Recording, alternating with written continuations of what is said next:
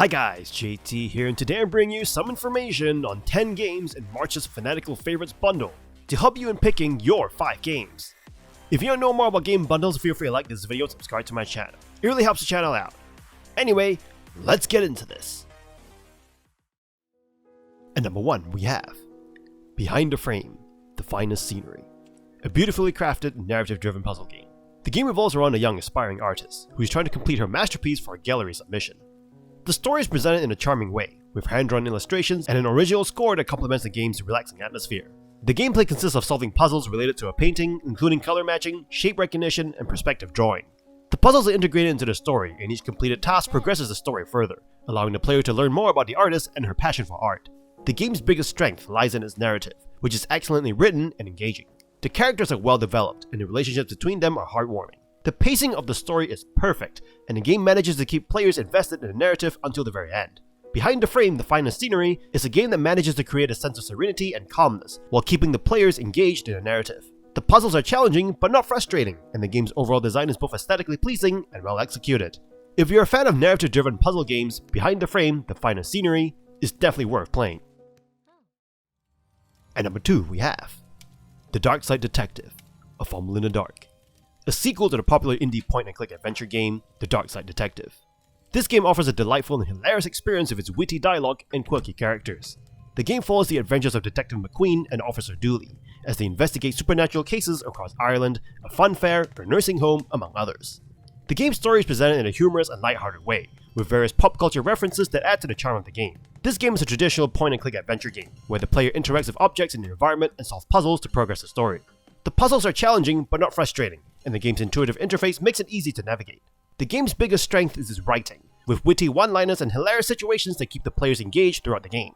Overall, this is an excellent sequel that builds upon the strength of the original game. It is a game that will appeal to fans of point-and-click adventure games, as well as those who enjoy witty writing and humorous situations. If you're looking for a game that will make you laugh and keep you entertained, The Darkside Detective, A Fumble in the Dark is definitely worth playing. At number 3 we have Mutazione, a narrative-driven adventure game.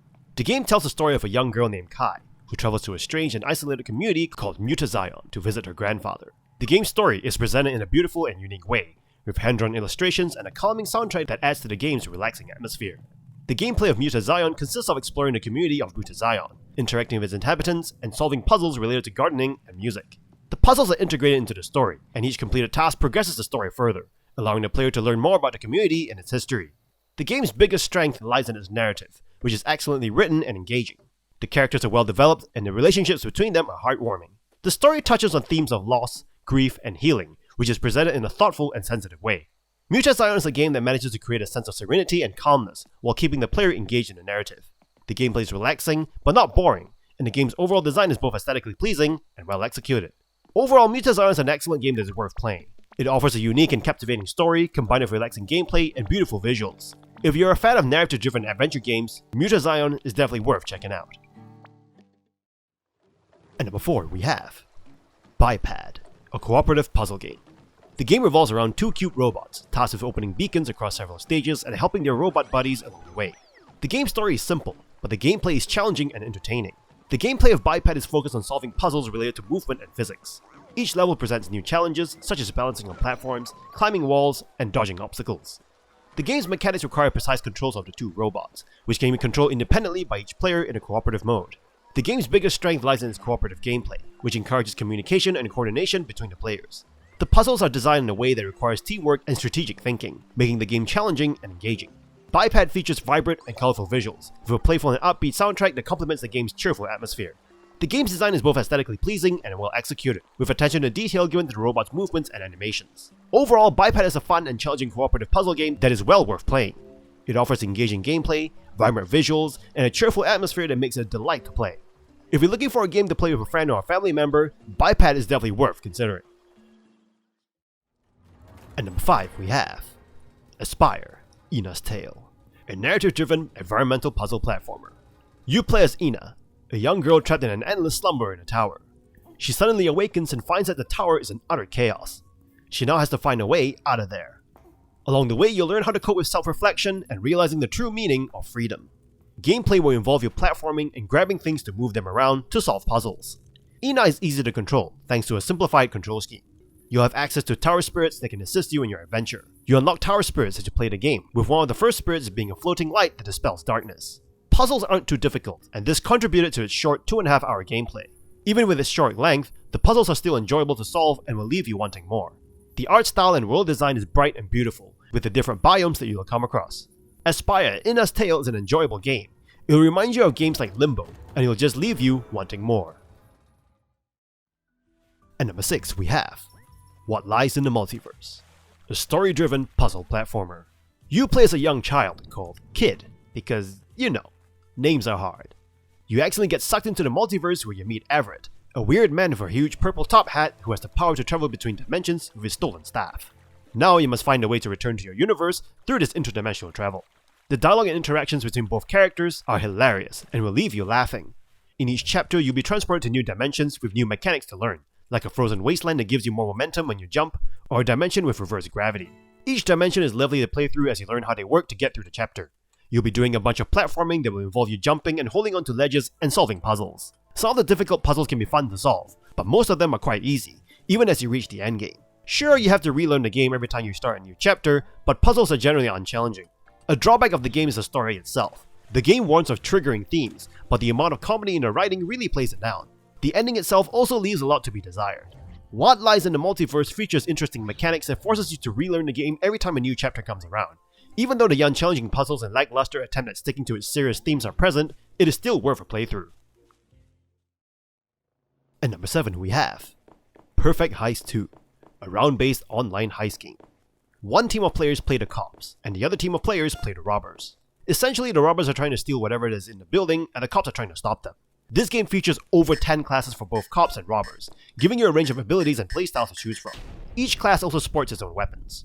Combat medics can heal other players, spies can dress up as civilians to fool the enemy, and so forth. Before you start each match, you can customize your lobby. You can determine round time, how much money is required for the robbers to win, and so forth. Robbers have 1 life, so if they get shot, they're out of the game, while cops have a limited amount of times that they can respawn upon death. However, if cops accidentally shoot a civilian or a friendly, they lose instantly. While as a robber, you can murder however many people you like. As a robber, you have to sneak into the building to do a number of things, hacking ATMs, breaking glass to steal stuff, or breaking into the bank vault to steal other stuff, before making your escape to your van. Playing with other players, it will involve a lot of hide and seek, especially when you're carrying a big bag of loot, while other NPCs are not. This game is really fun when you play with other human players, and I will definitely give it a go. It is more on the casual side with funny looking characters as opposed to something like Payday. And number 8 we have MageQuit, a multiplayer game. It is a fast-paced arena game where players assume the role of wizards and murder each other. The game is played in rounds, and each round presents a different challenge for players to overcome. The gameplay of MageQuit consists of controlling wizard spells and abilities to murder your opponents. The game is designed for local multiplayer and offers support for up to 10 players online.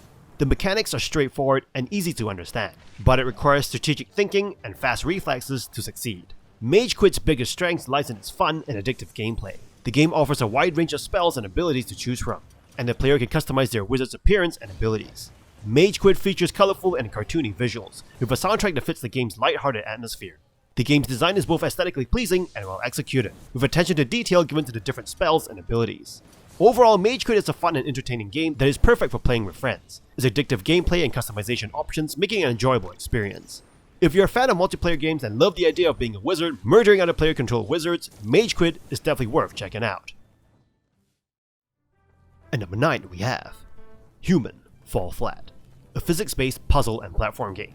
The game features endearing humanoid characters, who must navigate through various levels and obstacles using their unique physics-based movements. The gameplay of Human Fall Flat consists of controlling rubbery human-like things, let's call them Bob for now, through various levels while solving puzzles and overcoming obstacles. Bob's movements are controlled using a combination of keyboard and mouse inputs, allowing the player to control his arms and legs separately. The game's mechanics are intuitive and easy to learn, but require skill and strategy to master. Human Fall Flat's biggest strength lies in its unique gameplay mechanics and entertaining physics-based movements. Bob's movements can be both clumsy and hilarious, leading to moments of laughter and surprise. The game also features a variety of puzzles and obstacles that require creative solutions to overcome. Human Fall Flat features a minimalistic art style, with simple and clean visuals that accentuate the game's physics-based gameplay. The game's design is both aesthetically pleasing and well executed, with attention to detail given to the different levels and their challenges. Overall, Human Fall Flat is a fun and entertaining game that is perfect for players who enjoy physics-based puzzle and platform games. Its unique gameplay mechanics, endearing characters, and a variety of puzzles make it an enjoyable experience. If you're looking for a game that will make you laugh and challenge your problem-solving skills, Human Fall Flat is definitely worth checking out. At number 10 we have The Beast Inside, a survival horror game that will have you play as 2 different characters across 2 different times. You start out as Adam, a cryptographer during the Cold War era who's moved to the countryside with his wife to find some peace.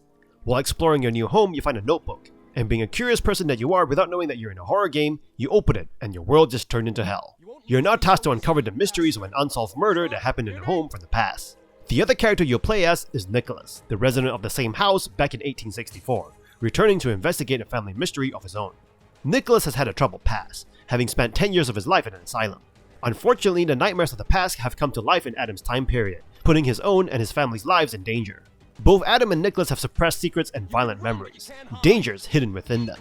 Most of the horror sections occur in the past, while puzzles and exploration happens in the present. The story is actually really good, as they intertwine 2 stories together smoothly. There are plenty of jump scares in this game, although a lot of them are predictable and over time you kinda come to expect them. The atmosphere is dark, literally, and there are some mechanics with light that you need to use. Some cutscenes are bloody, so if you have a queasy stomach, you have been warned. In terms of gameplay, you'll be doing the usual go find this, examine that, then use that to open a door. Oh look, it's a puzzle, let's solve it. In saying that, the puzzles are actually quite interesting as they help tell the story, and some can be challenging.